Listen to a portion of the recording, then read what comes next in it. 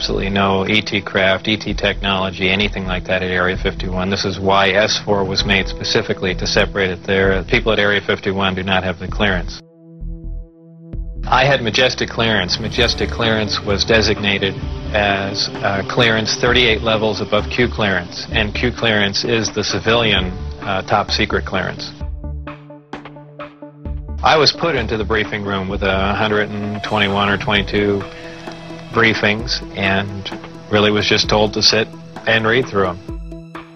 I think they were there just to mainly educate me on what was going on. They weren't a complete in-depth explanation on everything else, but just essentially a brief synopsis on some of the other projects that were going on there. Supposedly, the information, now this isn't something that I determined, it's something I was told, that the crafts originated from a planet that orbited the Zeta Reticuli star system. Zeta Reticuli 1 and Zeta Reticuli 2 are two stars of a binary star system. The craft allegedly came from there. One or two autopsy photographs I saw dealt with just a small photograph, a bust shot essentially, just head, shoulders, and chest of an alien where the chest was cut open in T fashion and one single organ was removed. I would imagine it was 3.5 or 4 feet tall. Allegedly, what happened in '79, there was some sort of information exchange going on where there were actual live aliens at the facility, and at one particular point there was an area where some security personnel went to enter, and apparently because not the sidearms but the bullets in the sidearms, from what I understand, if they would have entered the area, the bullets would have detonated. And supposedly one of the creatures tried to stop the security personnel from entering the area, and a fight ensued. And the bottom line from the altercation was that the security personnel, I don't remember how many were involved, but were all killed, and they died of head wounds, and that's all that I heard of that story. It never even occurred to me, even though I was looking at an extraterrestrial vehicle, that, you know, this wasn't man-made.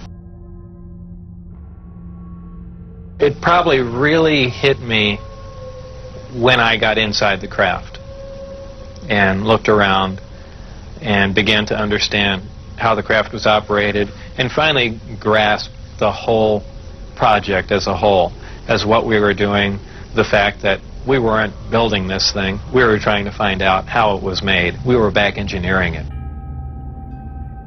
The craft generates its own gravitational field.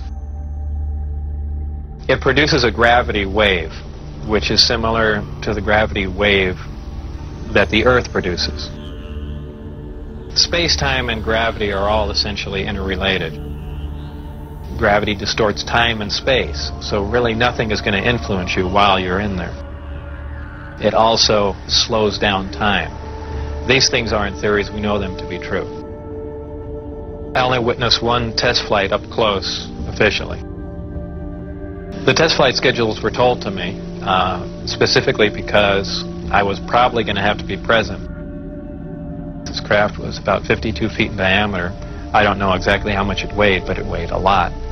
And this was quite a scientific feat, to lift something completely silently, under control, and you know, perform a maneuver like that. The test flights I saw of the base, actually the best test flight was witnessed by my friends, who I had brought out there. The craft was similar to what was done before that I had seen close up, other than the fact that it went above the mountain range, moved a much greater distance at a much higher rate of speed. How are my opinions changed? I would say considerably. Before I was at S4, I was more or less one of the guys that thought, you know, all these government conspiracy and UFO buffs and things like that were complete lunatics. I even remember before I was involved there, a friend showed me a little newspaper clipping and said John Lear was giving a lecture who was touting that aliens from another world came to Earth and there's 70 different species, and I remember laughing on the phone that this guy had lost his mind. And I was also under the impression that, boy, the government's all for the people, and they, they're out here to protect us and all that. After the experiences I had there, everything is completely turned around. The government is doing everything but looking out for us. I mean, the only thing they're looking out is for themselves. Obviously, the ET craft do exist. Something had to build them, so there must be aliens. So there's really two phases to the project going on there. It's understanding what we're looking at, and then once we understand it, is can we duplicate it with earthly materials and earthly technology? And unless we've got a handle on both of them, all that technology is useless to us. And if it turns out we can't do that, all we have is one single prized possession that we have to take care of. I didn't even believe in flying saucers up until I was employed at S4. I believe if I was given the opportunity again to go back in time and redo it, I think I pretty much would have just shut up and gone along with the program. Statistically, it's a certainty. There are hugely advanced civilizations, intelligences, life forms out there. I believe they're so advanced that they're even doing interstellar travel. I believe it's possible they came here. Nothing that I have seen personally has the signature, has those characteristics which you would attribute to other forms of intelligence or other kinds of craft. We do see that. Okay. That's looking out in front of the orbiter. Okay, we're seeing 3 or 4 objects. Can you confirm that it's just the one that's actually moving? The other ones are just reflections? There are 3 objects. An object which is in the same place all the time but appears to be tumbling. Always had it ever since yesterday. It just seems to be tagging along with us.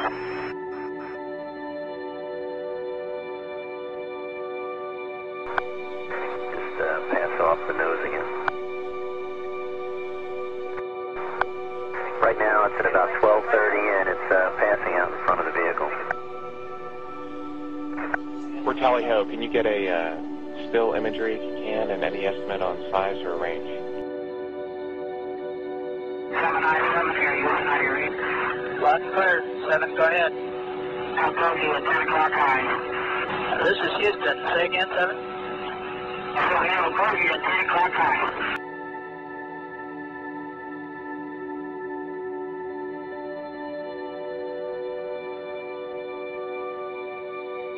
Looks like you got an object right in front of you, Mark. Can you look out there?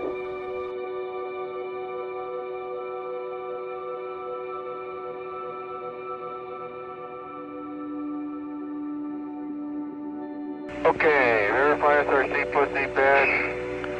What are those things going over? What is that, Jack? Hey, something just hit here. What blue? Hey, what is that?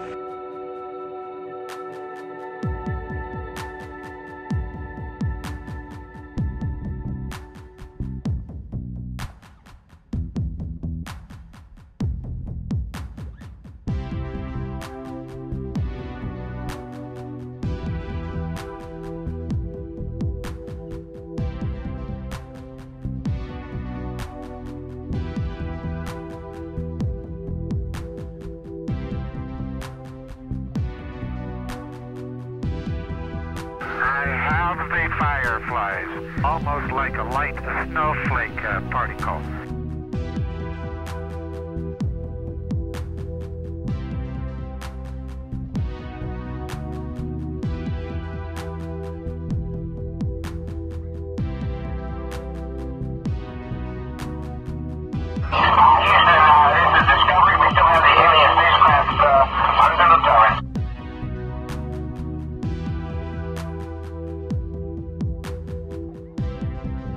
They were double saucer, lenticular But if you're going to be going in and out of atmospheres like Earth or other places might have, you certainly need a little more aerodynamic type of vehicle.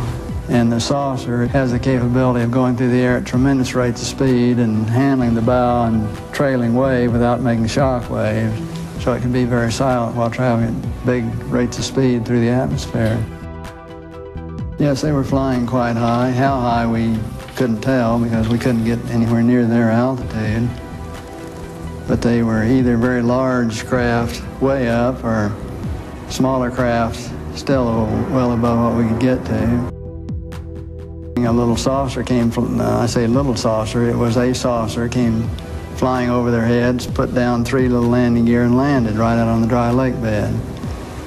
And they picked up their cameras and started over toward it, filming as they went. And when they got in fairly close to it, it lifted up, put the gear back in the wheel wells, tipped up, and took off at a great rate of speed. And so they came into my office and told me what had happened, and I sent them over to develop the film. And then had to go through all the proper regulations of reporting this. And we wound up having to send the film forward to Washington in the base jet airplane. And I don't know whether anyone's ever seen it since. We have an unidentified flying object. The subject of UFOs in particular has been relegated to tabloid journalism, the arena of science fiction. Why is it, do you suppose, or do you believe that it's been given a fair shake by science, and if not, why not? No, it hasn't, because it's rather clear there's been a lot of misinformation, disinformation. There's been a very active effort on the part of presumably people in the know to discourage public participation, media participation, to discredit the whole area. And that seems to have been true for at least 50 years. And also the very existence of an extraterrestrial presence, or an extraterrestrial existence even, went against the conventional science of 30, 40 years ago. Even when I went to the moon, almost 30 years ago now, it was the conventional wisdom, both in science and theology, that we were alone in the universe. And I don't think people really believe that anymore, but that was a conventional wisdom. And the UFO reports have been going on for at least 20 years before that, and some almost 30 years before that, and being denied and swept under the rug and covered up and filled with disinformation. There's quite a bit of contact going on. We have been visited. The Roswell crash was real, and a number of other contacts have been real and ongoing. It's pretty well known to those of us who have been briefed and been close to the subject matter.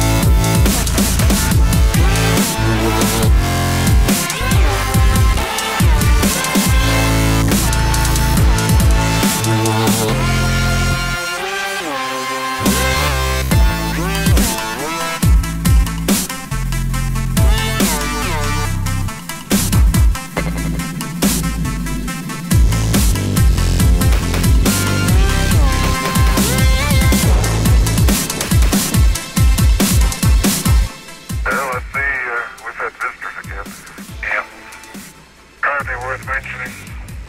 Agree. I think the public is ready to know if anyone has visited us. They can accept that and they want it.